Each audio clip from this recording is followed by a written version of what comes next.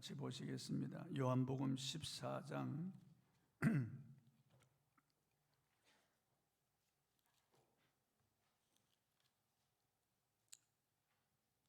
16절 17절입니다. 요한복음 14장 16절 17절입니다. 같이 합독하겠습니다. 시작. 내가 아버지께 구하겠으니 그가 또 다른 보혜사를 너희에게 주사 영원토록 너희와 함께 있게 하리니 그는 진리의 영이라. 세상은 능히 그를 받지 못하나니 이는 그를 보지도 못하고 알지도 못함이라. 그러나 너희는 그를 아나니 그는 너희와 함께 거하시며 또 너희 속에 계시겠습니다. 아멘. 도와주시는 성령님, 이런 주제로 오늘 말씀을 선포하겠습니다. 사람은 이 땅에 태어나서 도움을 받아야만 살아갈 수 있도록 되어 있습니다. 태어나서 부모의 도움이 없으면 그대로 죽고 말죠. 어린 핏덩어리 같은 그 아기를 엄마가 안고 젖을 먹이고 혹은 또 우유를 먹여서 키워주어야만 생존할 수가 있는 겁니다. 자라면서는 형제, 친구, 그리고 스승, 주변의 사람들의 다 도움을 받아서 우리가 사는 거죠. 우리가 이렇게 양식을 먹는 것도 농부들 다 채소, 곡식 도움을 받아서, 과일도 그렇고 다 도움을 받아서, 우리가 출퇴근할 때도 그 다 공공 교통수단의 도움을 받는 거죠. 정부의 도움을 받고, 도움받지 않고 사는 사람은 없습니다. 다 서로 돕고 서로 도우며 살아가도록 그렇게 지음받은 것이 우리 인생입니다. 그러나 인간의 도움은 한계가 있습니다. 부모님이나 또 형제나 친구, 스승, 내 주변의 사람들이 항상 나를 도와줄 수 없습니다. 정작 도움이 절실히 필요한 때 도움을 받지 못하는 경우가 많습니다. 진정 우리 인생이 도움을 받아야 할 분은 하나님이십니다. 그분만이 우리를 영원히 도울 수 있는 분이고 완전하게 도울 수 있는 분이고, 그리고 우리를 완전하게 우리의 도움이 되시는 분이 바로 그분이십니다. 시편 146편 3절에서 5절에 보면은 귀인들을 의지하지 말며 도울 힘이 없는 인생들도 의지하지 말지니 그 호흡이 끊어지면 그날에 그 생각이 소멸되며 흙으로 돌아갈지니 야곱의 하나님을 자기 도움으로 삼고 이스라엘의 하나님께 소망을 두는 자는 복이 있으리라고 그랬습니다. 우리 인생들은 흙으로 돌아갈 인생이기 때문에 우리 인생에게 도움을 받는 게 한계가 있다는 거예요. 예수님이 이 땅에 오셔서 성령님의 도움을 받아서 사역을 하셨어요. 전능하신 하나님이신데도 우리와 똑같은 혈과 육을 가진 제한된 인간이 되어 오셨기 때문에 성령의 도움을 받고야 사역을 할 수 있었습니다. 하물며 우리겠습니까? 예수님께서는 바리새인들 앞에서 내가 하나님의 성령을 힘입어 귀신을 쫓아내면 하나님의 나라가 너희에게 임하였느니라고 말씀하셨어요. 그게 성령을 힘입는다는 말은 성령의 도움을 받아서 그 말씀이에요. 예수님이 3년 동안 하신 그 사역을 성경은 사도행전 10장 38절에 한 절로 요약해서 우리에게 말씀하시는데, 하나님이 나사렛 예수에게 성령과 능력을 기름 붓듯 하셨으며 그가 두루다니시며 착한 일을 행하시고 마귀에게 눌린 모든 자들을 고치셨으니 이는 하나님이 그와 함께 하셨습니다. 성령님이 그와 함께 하셨기 때문에 그런 일이 가능했다고 말씀하시는 거예요. 예수님은 하늘로 올라가시기 전 마가요한의 다락방에서 이 본문의 말씀을 하시면서 내가 또 다른 보혜사를 너희에게, 그가 또 다른 보혜사를 너희에게 주실 것이요라고 약속하셨습니다. 예수님은 이 땅에 오신 처음 보혜사거든요. 보혜사는 파라클레토스라고 곁에 와서 보호하시고 인도하시고 도와주시고 가르치시고 그리고 협력하시고 동업하시는 분이 보혜사예요. 파라클레토스예요. 예수님은 처음 파라클레토스고, 예수님이 이제 하늘로 올라가시고 임무 교대에서 두 번째 파라클레토스가 오신 거예요. 그래서 내가 또 다른 보혜사를 너희에게, 그가 또 다른 보혜사를 너희에게 주실 것이오라고 하신 겁니다. 그게 또 다른이란 말은 알로스라고 하는 말을 썼어요. 이 히라보에 보면은 다르다고 하는 말은 헤테로스가 있고 알로스가 있거든요. 헤테로스는 전혀 다른 것을 말할 때 헤테로스를 씁니다. 배와 사과는 전혀 다르잖아요.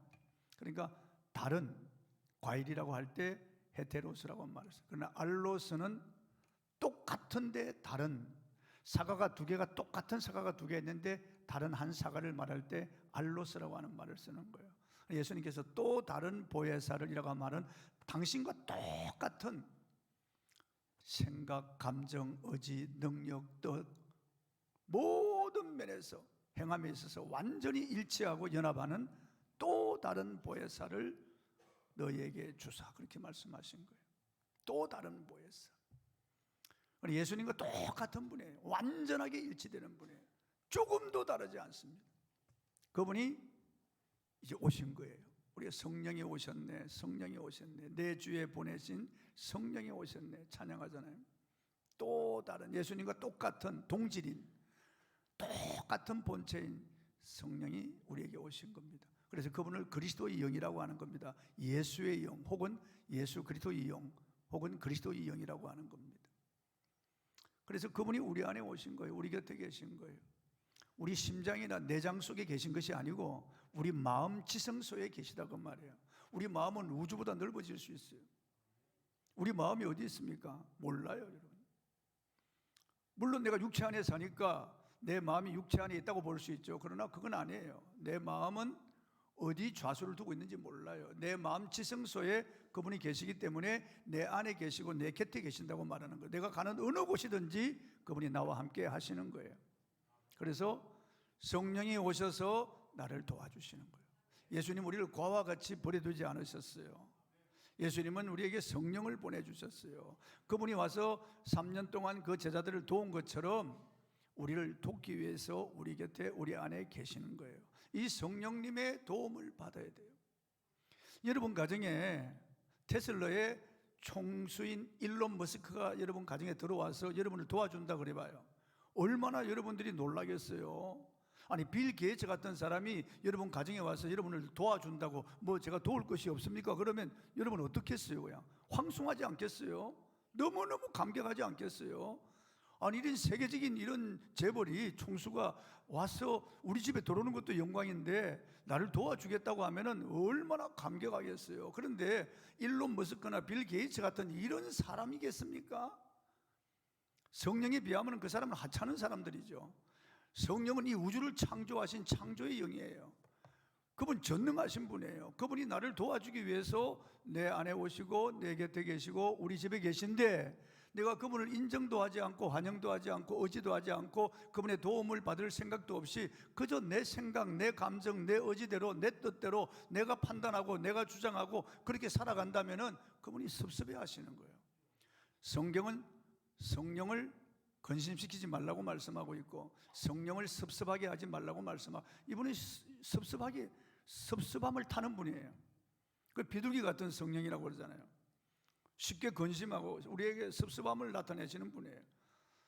여러분 가정에 아주 귀한 분이 왔는데 쳐다보지도 않고 인사도 하지 않고 환영도 하지 않고 와서 차 한잔 대접하지도 않고 본체 만취하고 그러면은 그분이 얼마나 기분 나쁘게, 얼마나 정말 무시당하는 그런 마음이 들겠어요. 그런데 성령님은 우리를 도와주기 위해서 그분이 우리 곁에 계신데, 우리와 늘 함께 하는데, 나와 함께 하시는데 내가 그분을 인정도 하지 않고 환영도 하지 않고 의지도 하지 않고 그분의 도움을 받을 생각도 하지 않고 내 인생은 내 것이라고 생각하고 내가 내 길을 갈 때 그분은 섭섭해 하시는 거예요. 그냥 가만히 계시는 거예요. 도와주실 수가 없는 거예요. 왜냐하면 그분은 인격자이기 때문에 성경이 이미 말씀하셨어요. 그분에게 도움의 손길을 내밀 때 그분이 도와주신다는 거예요. 그분을 의지할 때 그분이 일하신다는 거예요. 그렇기 때문에 우리가 내 안에 계시고 내 곁에 계신 이 성령님을 의지하는 방법을 배워야 돼요. 성령님의 도움을 받는 방법을 우리가 배워야 되는 거예요. 성령으로 아니하고는 예수를 주시라고 할 수도 없어요. 그리스도의 영이 없으면 버리운 자예요. 우리가 거듭난 것도 그분의 도움을 받고 거듭난 거예요. 우리 믿음이 자라는 것도 성경은 그분의 도움을 받아 믿음이 지금까지 자랐다는 거예요. 말씀을 들을 때나 찬송 부를 때나 기도할 때나 그분의 도우심이 없이는 전혀 영적 감흥이 일어나지 않습니다. 이렇게 귀중한 분인데 이분이 나를 돕기 위하여 나와 함께 하시는데 내 생명보다 호흡보다 귀하게 가까이 계신 분인데 우리가 이분을 인정하지 않고 에베소 교인들처럼 이분이 있음도 알지 못하는 거예요. 이럴 때 기가 막힌 일이 아닐 수가 없는 거예요, 여러분. 오늘 성령 강림했잖아요. 성령 강림하기 전에 제자들의 모습이 그랬습니다. 서로 시기하고 질투하고 미워하고 다투고 높아지기를 원하고 얻덤되기를 원하고 3년 동안 제자 훈련 받아도 그들의 생각은 동상이몽이었어요. 제각기 제 길로 갔던 사람들이에요. 그리고 결정적인 순간 예수님 잡히시던 그날 다 도망가 버리고 말았어요, 여러분. 그런데 오순절날 성령 강림하고 난 다음에 완전히 달라진 거예요, 여러분. 50일 만에 이 사람들이 이렇게 달라질 수가 없어요. 그렇게 열기 많고 급한 이런 베드로가요, 베드로 전후서 성경을 2권 기록하고 예루살렘 교회 수장이 됩니다. 그렇게 불같은 성격의 요한이 사랑의 사도로 변합니다. 요한복음, 요한 1서에서 3서, 요한계시록 성경 5권을 기록합니다, 여러분. 배 호디브를 두르고 있다가 발가벗고 도망갔던 마가가 마가복음을 기록하는 겁니다. 그렇게 돈만 알던 마태가 마태복음을 기록하는 겁니다. 엄청난 역사가 일어나고요, 이분들은 이제 예수의 십자가 죽음과 부활을 증언하는 일에 자기 목숨을 거는 겁니다. 조금도 두려워하지 않고 담대하게 누구 앞에서든지 예수 그리스도를 증언하는 사람들로 바뀌는 겁니다. 그렇게 지혜로울 수가 없어요. 그렇게 확신에 찰 수가 없어요. 그렇게 비전에 사로잡힐 수가 없는 거예요. 어떻게 이렇게 변할 수가 있겠습니까? 남자나 여자나 성령 받은 사람들은 엄청난 변화가 일어나는 겁니다. 그날 성령 강림하신 후에 바로 베드로가 나가 설교했는데 남자만 3,000명이 주님께로 돌아옵니다. 그 다음 사도행전 3장에 보면은 성전 미문의 안전병기를 일으킨 사건 후에 남자만 5,000명이 돌아옵니다. 유대인들이에요.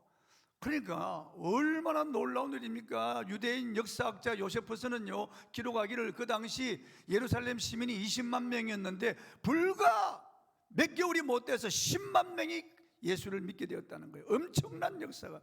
이런 일이 어떻게 그런 하찮은 사람들에 의해서 일어났겠어요?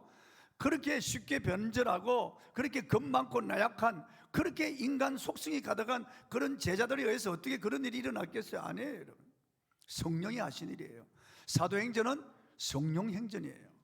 그분이 하신 일이에요. 사도들은 성령에 사로잡힌 사람들이고요, 그분이. 그리고 우리도 그분의 도움을 받지 않고는 살 수가 없는 거예요.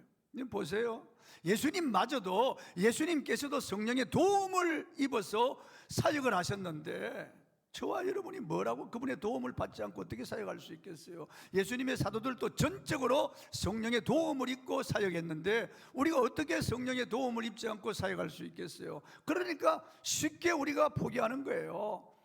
쉽게 우리가 다운되는 거예요. 안 되는 거예요. 그래서 우리가 실패하는 거예요. 자주 낙심하는 거예요. 우울한 거예요. 그래서 우리가 그리스도를 드러내지 못하는 거예요. 그리고 우리가 냄새나고 육성에 찬 삶을 살 수밖에 없는 것은 성령의 도움을 받지 않기 때문에 그렇습니다. 구약이나 신약이나 하나님의 사람들은 다 성령으로 산 사람들이에요. 성령의 도우심을 받고 산 사람들입니다. 다니엘 4장 8절, 4장 9절 그리고 4장 18절에 보면은 느부갓네살 왕이 다니엘을 보고 하나님의 거룩한 신이 너 속에 있다, 신의 영이 너 속에 있다고 그렇게 인정하는 거예요. 이 불신자도요, 인정하는 거예요. 다니엘 4장 18절 한번 읽어보겠습니다. 나 느부갓네살 왕이 이 꿈을 꾸었나니 너 벨드사사라, 그 해석을 밝히 말하라. 내 나라 모든 제자가 능히 내게 그 해석을 알게 하지 못하였으나 오직 너는 능히 하리니 이는 거룩한 신들의 영이 내 안에 있습니다. 인정하는 겁니다. 그의 손자 벨사살 왕도 다니엘서 5장 11절 5장 14절에 보면 내 안에 신들의 영이 있다고 그랬습니다. 삼위일체 하나님이니까 신들이라고 했는데 신들의 영이 있다고 했습니다. 삼손, 다윗, 하나님의 사람 할 것 없이 누구나 다 큰일을 행할 때는 하나님의 신에 감동되매라고 딱 수식어처럼 그 앞에 기록되어 있습니다. 성경은 인간에 의해서 기록되었지만은 인간의 작품이 아니에요. 성경은 하나님의 영의 감동을 입은 사람들이 받아서 기록한 말씀이에요. 베드로서 1장 20절 21절입니다. 먼저 알 것은 성경의 모든 예언은 사사로이 풀 것이 아니니 예언은 언제든지 사람의 뜻으로 낸 것이 아니요 오직 성령의 감동하심을 받은 사람들이 하나님께 받아 말한 것임이라. 이렇게 말씀하고 있어요. 구약의 모든 성경, 신약의 성경은 다 성령의 감동을 받은 사람들이 기록한 것이에요. 우리는 성령 충만을 받아야 됩니다. 성령의 능력을 받아야 됩니다. 그래야 죄를 이길 수 있고 마귀를 이길 수 있고 내 자신을 이길 수 있습니다. 그래야 세상을 이길 수 있어요. 그래야 우리는 지치지 않고 쓰러지지 않습니다. 성령의 사역은 구체적으로 무엇입니까? 성령님의 능력이 개인에게 임하면 개인의 인생에 기적 같은 역사, 변화가 일어납니다. 제자들의 변화, 120문도의 변화처럼 우리에게도 그런 놀라운 그런 역사가 일어나는 겁니다. 개인이 변하고 가정이 변하고 그리고 그 사람이 속한 공동체가 그 한 사람 때문에 변합니다. 성령이 임하니까 말이에요. 웨일즈 지방의 한 사람에게 그 에반스에게 성령이 임하니까 그 웨일즈가 다 변화가 되는 거예요. 헤브리디지의 그 두 노인, 그 할머니 두 사람에게 성령이 임하니까 그 헤브리디지가 다 변화가 되는 거예요. 성령의 역사가 그렇습니다. 성령은 예수와 똑같은 분이며 영원토록 우리와 함께 있어서 우리를 도와주시는 분입니다. 본문 16절입니다. 읽어보겠습니다. 내가 아버지께 구하겠으니 그가 또 다른 보혜사를 너에게 주사 영원토록 너희와 함께 있게 하리니. 부모도 떠나가잖아요. 친구도 떠나갑니다. 배신할 수도 있어요. 그러나 성령은 절대로 변하지 않습니다. 영원토록 나와 함께 하시는 분이에요. 내 안에 계시고 내 곁에 계셔서 나를 도와주시는 겁니다. 살 때도 그분이 도와주시고 이 땅을 떠날 때도 그분이 도와주시는 거예요. 성령은 우리 안에 거하시며 우리를 도와주십니다. 본문 17절입니다. 그는 진리의 영이라 세상은 능히 그를 받지 못하나니 이는 그를 보지도 못하고 알지도 못합니다. 그러나 너희는 그를 아나니 그는 너희와 함께 거하시며 또 너희 속에 계시겠습니다. 여러분 말씀을 들을 때 깨닫게 하시고 생각나게 하시고 감동을 주시고 마음이 뜨거워지게 하고 눈물이 핑 돌게 하시고 그리고 막 주먹이 쥐어지고 뜨거워지게 하는 이분이 바로 성령님이세요. 세상 사람들은 전혀 죽어 있기 때문에 하나님 말씀이 선포되고 찬양해도 그런 감동이 없어요. 성령이 그 사람 속에 들어와야 감동이 일어나는 거죠. 성령은 아니하고는 절대로 그런 일이 일어나지 않습니다. 성령은 자기 백성을 창조하는 영이십니다. 창세기 1장 2절입니다. 읽어보겠습니다. 땅이 혼돈하고 공허하며 흑암이 깊음 위에 있고 하나님의 영은 수면 위에 운행하시니라. 태초에 하나님이 천지를 창조하셨는데 성부, 성자, 성령이 서로 하나가 되어서 천지를 창조하시는 거예요. 하나님이 이르시되 빛이 있으라 하고 선포하시는 그분이 바로 예수 그리스도예요.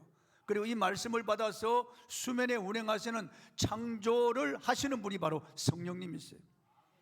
아버지께서 교회 가시고 설교하시고 아들은 말씀하시고 성령은 말씀을 받아서 창조해 나가시는 거예요.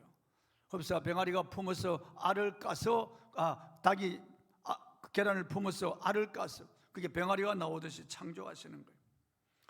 세상은 흑암이 깊음 위에 있고 땅이 혼돈하고 공허합니다. 완전히 이 혼돈하고 공허한 상태에 성령이 운행하시니까 질서가 잡히고 창조의 역사가 일어나기 시작하는 거예요. 우리도 마찬가지예요. 내 마음이 혼돈하고 공허하고 정말 기쁨 위에 있고 어쩔 줄 몰라서 그냥 탄식이 나올 때 성령이 운행하시면 질서가 잡혀요. 혼돈과 공허가 사라지고 창조의 역사가 일어나는 것입니다. 하나님 성령이 우리를 창조하신 영이십니다. 창세기 1장 26절 읽어보겠습니다. 한번 읽어. 그러므로 창세기 1장 26절입니다. 한번 읽어보겠습니다. 하나님이 이르시되 우리의 형상을 따라 우리의 모양대로 우리가 사람을 만들고 그들로 바다의 물고기와 하늘의 새와 가축과 온 땅과 땅에 기는 모든 것을 다스리게 하자 하시고, 여기 삼위일체 하나님이니까 아버지 아들 성령께서 우리를 창조하시니까 우리의 형상을 따라 우리의 모양대로 우리가 사람을 만들고 그렇게 말씀하신 거예요. 그리고 성령의 생기를 불어넣어서 우리가 생명이 된 거예요. 그분을 닮은 그런 피조물이 된 거예요. 저와 여러분. 그래서 성령이 우리 안에 들어와야 비로소 우리가 완전한 생명이 될 수 있는 거예요. 아니면 죽은 자예요. 허물과 죄로 죽었어요. 성령은 자기 백성을 교회로 모으시는 영이십니다. 마가요한의 다락방에 성령 강림함으로 교회가 세워졌잖아요. 성령께서 자기 백성들을 모으시는 거예요. 3,000명, 5,000명 계속 허다한 세상의 무리도 모으는 겁니다. 모으는 겁니다. 그러므로 교회가 교회되게 하시는 분이 성령님이세요. 베드로전서 1장 2절 읽어보겠습니다. 곧 하나님 아버지의 미래하심을 따라 성령이 거룩하게 하심으로 순종함과 예수 그리스도의 핏부림을 얻기 위하여 택하심을 받은 자들에게 편지하노니 은혜와 평강이 너에게 더욱 많을지어다. 성령께서 택하신 백성들을 모으시는 거예요. 오늘 저와 여러분이 이 일부 예배 이렇게 오셨는데, 저와 여러분이 인해교회라고 하는 이 공동체 이렇게 모이게 된 것도 성령께서 거룩하게 하셔서 예수의 핏부림을 얻기 위해서 이렇게 모이게 하신 거예요. 그래서 저와 여러분이 교회가 된 겁니다. 성령이 하신 일이에요. 자기 백성에게 새 생명을 주십니다. 예수를 믿게 하신단 말이에요. 택하신 백성들 불러 모아서 예수를 믿게 하시는 분이에요. 거듭나게 하시는 분이 성령. 예수님은 물과 성령으로 거듭나지 아니하면 하나님 나라를 볼 수 없다고 말씀하셨습니다. 성령으로 아니하고는 예수를 주시라고 할 자가 없다고 말씀하셨습니다. 덴마크 코펜하겐에서 생긴 실화입니다. TJ 바 공대 학생이 어느 날 길을 걸어가고 있었습니다. 한 사람이 그에게 전도지를 주었습니다. 그는 전도지를 받자 꾸겼어. 왜 이런 것으로 사람을 괴롭히죠? 자기 일은 자기가 할 것이지 참견하지 마시오. 그는 갈갈기 찢은 전도지를 호주머니에 쑤셔 넣었습니다. 그런데 그 전도지를 준 그 사람은 물끄러미 보면서 눈물을 닦고 있었습니다. 그리고 두 손을 모은 채 기도하고 있는 것이었습니다. 그 기도에 성령께서 역사하셨습니다. 전도지를 찢은 학생은 자신의 거친 행동에 양심의 가책이 되었습니다. 30분 후 자기 방의 책상에 앉은 그는 자기도 모르게 찢어진 전도지 조각들을 풀로 붙이고 있었습니다. 그는 풀로 붙인 전도지를 채 다 읽기도 전에 무릎을 꿇게 되었습니다. 자기도 모르게 하나님께 기도하고 있었습니다. 그는 바로 그날 구원을 받았습니다. 성령께서 전도자를 통해서, 전도지를 통해서, 기도를 통해서 그 사람 거듭나게 하신 겁니다. 이 천하보다 귀한 영혼을 거듭나게 하신 겁니다. 에스겔 환상의 골짜기에 보면은 마른 뼈들에게 하나님 말씀 대언하니까 생기가 들어가자 그들이 골격을 이루고, 그리고 힘줄이 덮이고 살이 덮이고 가죽이 덮이고 큰 군대를 이루었습니다. 살아나는 역사가 일어났습니다. 성령의 생기가 들어가니까요. 성령이 사람들을 살리는 거예요. 예수 그리스도를 믿게 하는 거예요. 그리고 성령은 자기 백성을 인도하시는 영이십니다. 로마서 8장 14절입니다. 읽어보겠습니다. 로마서 8장 14절. 무릇 하나님의 영으로 인도함을 받는 사람은 곧 하나님의 아들이라. 성령은 우리를 진리 가운데로 인도하십니다. 올바른 길로 인도하신다는 말이죠. 얼마나 많은 사람들이 이단에 빠집니까, 여러분? 큰 진리를 알지 못해서 이단으로 빠지는 겁니다. 어디가 길인지 알지 못하는 것입니다. 사람의 보기에 바르나 필경은 사망의 길인데 그 길로 가는 거예요. 그러나 성령이 그 안에 계신 사람들은 진리의 길로 인도하시는 거예요. 다른 길로 가지 않습니다. 진리의 길로, 예수 그리스도를 따르는 그 길로 인도하십니다. 생명의 길로 인도해 가시는 겁니다. 영원한 천국 길로 인도하시는 겁니다. 끝까지 인도해 가시는 겁니다. 사막을 걸어가던 한 나그네가 길을 잃어버리고 말았습니다. 한참 가다 보니까 사람의 발자국이 있었습니다. 옳거니 이 발자국을 따라가면 마을까지 갈 수가 있겠구나. 그 발자국을 따라서 걸어갔습니다. 그런데 한참을 가다 보니까 그 발자국이 바로 자기 발자국이라고 하는 것을 알았어요. 계속해서 맴돌고 있었습니다. 그는 구조된 이후에 그런 경험을 하고서 사막에서 길을 잃었으면 절대 발자국을 따라가면 안 된다. 북극성을 바라보고 길을 찾아야 된다고 그랬습니다. 여러분, 우리가 누구를 따라가야 되겠습니까? 성령을 따라가야 됩니다. 여러분, 예수 따라가야 됩니다. 성령님의 인도함을 받아야 됩니다. 여러분, 한 번만 말씀해 보세요. 성령님, 저를 도와주세요. 어려울 때, 위기를 만났을 때, 안타까움을 만나서 어쩔 줄 모를 때, 여러분 지혜가 부족할 때 성령님 도와주세요. 생각이 안 나면 예수님이라고 하세요. 그냥 예수님, 똑같은 동일한 분이니까 예수님 저를 도와주세요. 예수님을 부르세요. 부르면 놀라운 일이 일어납니다. 여러분, 언제나 주님의 도움을 구해야 됩니다. 그냥 지나가지 마세요. 여러분의 생각을 굴리지 마십시오. 여러분이 결정하지 마십시오.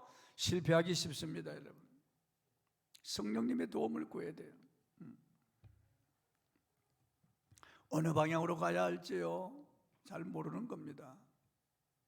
선택의 기로에 놓일 때가 많습니다. 여러분, 어느 학교를 택할지, 어느 직장을, 어느 사업을 해야 될지, 어느 며느리, 어느 사위를 택해야 될지 선택의 기로에 놓일 때가 많아요. 그럴 때 성령의 도움을 받아야 됩니다. 성령의 도움을요. 저도 과거에 제 여동생이 선을 보고 온 다음에 오빠, 이 사람이 내 남편감이 맞는지 한번 기도해 주세요. 내가 마음에 꼭 들지만은 오빠가 기도해서 아니라고 그러면 제가 안 하겠어요 그러는 거예요. 그래도 내 동생이 나를 인정해 주니까 감사하더라고요. 그래서 제가 간절히 기도했습니다. 그때 성령께서 그 사람이 맞다고 하시는 거예요. 그래서 제 동생이 그 사람과 결혼했으면 지금 잘 살고 있어요. 광야를 가던 이스라엘 백성들이 구름 기둥과 불 기둥의 인도함을 받았습니다. 낮에는 구름 기둥이 그들을 덮고요, 밤에는 불 기둥이 그들을 확 덮어 비추었습니다. 그리고 불 기둥이 공중으로 올라가면은 그들은 다 짐을 챙겼어요. 천막을 걷고, 그리고 그 구름 기둥을 따라갑니다. 불 기둥을 따라가는 거예요. 그 구름 기둥과 불 기둥은 성령의 인도를 상징하는 거예요. 그리고 우리는 성령의 인도함을 받아야 돼요. 다섯 번째, 성령은 자기 백성이 열매를 맺게 하시는 영이십니다. 신앙생활에서 열매가 중요합니다. 그 열매는 많잖아요. 회개에 합당한 열매, 믿음의 열매, 전도의 열매, 성령의 열매, 거룩한 열매, 여러 가지 열매가 있습니다. 그 열매를 맺게 하시는 분이 성령이라고 성경을 말씀하시는 겁니다. 누가복음 3장 8절 9절 읽어보겠습니다. 그러므로 회개에 합당한 열매를 맺고 속으로 아브라함이 우리 조상이라 말하지 말라. 내가 너에게로니 하나님이 능히 이 돌들로도 아브라함의 자손이 되게 하시리라. 이미 도끼가 나무 뿌리에 놓였으니 좋은 열매 맺지 아니하는 나무마다 지켜 불에 던져지리라. 열매를 요구하시는 거예요. 주님께서 열매를요. 주님 안에 붙어 있으면 열매가 맺히게 되어 있어요. 열매를 맺게 하시는 분이 바로 성령이세요. 갈라디아서 5장 22절 23절입니다. 오직 성령의 열매는 사랑과 희락과 화평과 오래 참음과 자비와 양성과 충성과 온유와 절제니 이 같은 것을 금지할 법이 없느니라 그랬습니다. 여섯 번째, 자기 백성에게 능력을 주시는 영이십니다. 예수님도 전능하신 분인데도 성령의 능력을 힘입어 일하셨다고 말씀을 드렸잖아요. 누가복음 4장 14절입니다. 읽어보겠습니다. 예수께서 성령의 능력으로 갈릴리에 돌아가시니 그 소문이 사방에 퍼졌고, 그분도 성령의 능력 받아서 갈릴리로 가셨어요. 그분이 사역하실 때 언제나 성령의 능력을 힘입었어요. 우리도 힘이 없잖아요. 부족하잖아요. 우리 능력을 받아야 되겠습니다. 왜 사람이 쓰러집니까? 무엇 때문에 사람들이 포기하는 겁니까? 능력이 없기 때문에 그렇게 좌절하고 포기하고 우울하고 그렇게 절망하고 마는 겁니다. 능력이 있으면 그렇게 하지 않아요. 이 시대는 정말 경쟁시대 아닙니까? 힘이 없으면 안 돼요. 우리에게 새 힘을 주시는 분은 성령이십니다. 여호와를 앙망하는 자는 새 힘을 얻으리니 독수리의 날개침에 올라간 것 같을 것이요 걸어가도 피곤치 않고 달려가도 곤비치 아니하리라. 성령이 힘을 받아야 됩니다. 일곱 번째, 성령은 자기 백성을 도와주시는 영이십니다. 로마서 8장 26절입니다. 이와 같이 성령도 우리의 연약함을 도우시니 보혜자, 보혜사, 도와주시는 분이란 말이죠. 도와주시는 분. 저도 설교자로서 성령의 도움을 받아야 돼요. 여러분, 주일 낮 예배 아니면 오후 예배, 금요 기도회, 이거는 필수적으로 제가 준비해야 될 설교예요. 그러니까 이런 필수적인 설교만 하더라도 1년에 한 200편 이상이에요. 200편 이상의 설교를 준비해야 되고, 새벽기도회 그리고 기타 여러 행사에서 설교를 준비하는 것이 쉬운 일이 아니에요. 성령의 도움을 받지 않고는 안 돼요. 그리고 이 교회 경영하고 이 교회 섬기는 일일도 성령의 도움을 받지 않고는 도저히 감당할 수 없는 거예요. 여러분, 내 가족 구성원들끼리도 마음이 서로 틀어져서 다투는데 이렇게 많은 성도들을 섬기는 데 있어서 마음이 하나 되게 할 수가 없는 거예요. 성령이 마음이 하나 되게 하지 아니하면 분란이 일어나고 다툼이 일어나고 그냥 시기 질투가 일어나고 교회 내 내분이 발생하고 목회자를 대적하고 이런 일이 일어나는 거예요. 그렇기 때문에 성령의 도움을 받아야만 목회할 수 있는 거예요. 그래서 무릎으로 목회해야 돼요. 눈물로 목회해야 되는 거예요. 성령님이 일하시도록 해야 되는 거죠. 여덟 번째, 성령은 자기 백성을 부활시키는 영이십니다. 죽은 자가 어떻게 살아날 수 있습니까? 스스로 살아나는 것은 불가능합니다. 그러나 성령께서 부활시키는 거예요. 예수도 로마서 1장 2절에 성령으로 부활하셨다고 말씀하시는 거예요. 세계적인 명성을 가진 의사들 10,000명이 모여도 죽은 자를 살릴 수 없습니다. 죽은 자를 다시 살리시는 분은 오직 성령이십니다. 로마서 8장 11절입니다. 예수를 죽은 자 가운데서 살리신 이의 영이 너희 안에 거하시면 그리스도 예수를 죽은 자 가운데서 살리신 이가 너희 안에 거하시는 그의 영으로 말미암아 너희 죽을 몸도 살리시리라. 부활하시는 거예요. 다시 몸의 부활이 우리에게 오는 거예요. 성령께서, 창조의 영이신 성령께서, 부활의 영이신 성령께서 저와 여러분을 다시 부활시키는 거예요. 그러므로 이렇게 능력이 많으신 성령, 우리를 도와주기 위하여 우리 마음 지성소의 좌정에 계신 성령님, 내 곁에 계신 분, 나와 영원히 함께 하시는 이분, 이번에 우리가 도움을 받아야만 되는 것입니다. 여러분, 성령 충만을 받으시기 바랍니다. 그래야 그분의 도움을 받을 수 있어요. 그분의 생각이 나는 거예요. 그리고 그분의 인도함을 받을 수가 있는 것입니다. 오늘 어떻게 성령 충만 받습니까? 기도해야 됩니다. 두말할 것도 없어요. 사도행 1장 14절입니다. 읽어보겠습니다. 제들과 예수의 어머니 마리아와 예수의 아우들과 더불어 마음을 같이하여 오로지 기도에 힘쓰니라. 10일 동안 식음을 전폐하고 기도에 돌입했습니다. 합심해서 기도했습니다. 오직 성령 받기를 위하여. 예수님이 약속하셨거든요. 너희는 예루살렘을 떠나지 말고 아버지 약속하신 것을 기다리라. 요한은 물로 세례를 베풀어서 너희는 몇 날이 못되어 성령으로 세례를 받으리라 하시더라. 아버지 약속하신 것이 뭡니까? 요한일서 2장 28절 말세에 내가 내 영으로 모든 육체에 부어주리니 너희 자녀들은 예언할 것이요 너희 젊은이는 환상을 보고 너희 늙은이는 꿈을 꾸리라. 그때 내가 내 영을 남종과 여종에게 부어줄 것이며, 그 약속을 말하는 겁니다. 그래서 기도한 겁니다. 전혀 오로지 기도에 힘썼다는 겁니다. 누가복음 11장 13절입니다. 읽어보겠습니다. 너희가 악할지라도 좋은 것을 자식에게 줄 알거든 하물며 너희 하늘 아버지께서 구하는 자에게 성령을 주시지 않겠느냐 하시니라.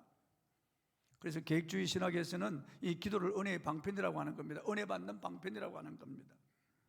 리비아 대수로 공사할 때 파이프 지름이 3m였다고 합니다. 우리가 기도하는 것은 우리 은혜의 파이프를 하늘에 갖다 대는 거예요. 조그마한 파이프를 갖다 대면 찔끔찔끔 나올 수밖에 없는, 좀 큰 파이프를 갖다 대면 콸콸 쏟아지는 거예요. 우리 믿음의 분량대로, 하나님 기도의 분량대로 하나님이 역사하시는 겁니다. 그리고 회개해야 됩니다. 사도행 2장 38절입니다. 읽어보겠습니다. 베드로가 이르되 너희가 회개하여 각각 예수 그리스도의 이름으로 세례를 받고 죄사함을 받으라. 그리하면 성령의 선물을 받으리니. 이 깨끗한 그릇에 밥을 담아주고 국을 담아주잖아요. 그릇이 더러우면 여러분 그게 담아 먹겠어요? 하나님도 성령의 능력을 부어주시고 은사를 부어주실 때 우리 마음 그릇을 보시고 부어주시는 거예요. 그러니까 우리가 회개해야 돼요. 습관적인 죄, 하나님 앞에서 계속되는 이런 죄를 회개하고 끊어버려야 되는, 그리고 구해야 되는 겁니다. 세 번째, 성령 충만의 약속에 대한 믿음을 가져야 돼요. 안 주실 거야. 전에도 해봤는데 뭐 나는 성령 충만과 상관이 없는 사람이야. 아예 하나님이 나는 안 주시기로 작정하셨는가 봐. 그때도 내가 방언 달라고 기도했는데 방언이 안 왔어. 아직까지도 하나님 날 싫어하시는가 봐. 특별한 사람에게만 주시는가 봐. 이런 의심, 이런 불신을 가지면 안 돼요. 사도행 2장 39절입니다 이 약속은 너희와 너희 자녀와 모든 먼데 사람 곧 주 우리 하나님이 얼마든지 부르시는 자들에게 하신 것이라. 얼마든지 부르시는 자들에게, 하나님의 부름을 받은 사람은 누구든지 다 성령 받을 수 있다고 말씀하는 거예요. 성령을 범사에 인정해야 됩니다. 잠언 3장 6절입니다 너는 범사에 그를 인정하라. 그리하면 내 길을 지도하시리라. 계속 인정해야 됩니다. 성령을. 그 다음 말씀을 사모하고 읽고 들어야 됩니다. 사도행 10장 44절입니다 베드로가 이 말을 할 때 성령이 말씀 듣는 모든 사람에게 내려오시니, 베드로가 하나님 말씀하고 그 말씀을 그들이 들을 때 성령이 그들 가운데 임해서 그 이방인들이 다 성령 받았습니다. 그리고 말씀에 순종해야 됩니다. 순종해야 됩니다. 자녀를 열어둔 노인이 있는데 어느 자녀와 살고 싶어 하겠습니까? 순종하는 자식과 살고 싶어 하는 거죠. 성령께서도 마찬가지입니다. 순종하는 자녀에게 능력을 주시고 은사를 주시고 하늘의 진귀한 보물들을 주시는 거예요. 갈라디아서 3장 3절입니다 너희가 이같이 어리석으나 성령으로 시작하였다가 이제는 육체로 마치겠느냐? 여러분, 성령 충만 사라지면은 불신자와 다를 바가 없어요. 좋은 차라도요, 이런 게 기름이 떨어지면은 그냥 서야 되는 거예요. 아무짝에도 쓸모없어요. 가지고 있으나 많아요. 기름이 들어가야 되는 거예요. 기름이 채워져 있어야 되는 거예요. 저는 그런 경험을 했습니다. 강원도 갔을 때 말이에요, 언덕길 올라갈 때 딱 기름이 떨어져 차가 멎었어요. 아주 큰일 날 뻔했습니다. 온 가족들이 위급한 경우를 당했습니다. 여러분, 인생길 가는데 성령의 기름 부으심이 있어야 됩니다. 성령으로 충만해져야 됩니다. 성령의 능력이 여러분에게 충만하기를 바랍니다. 찬송하겠습니다. 다 같이 일어나셔서 183장 찬송하겠습니다.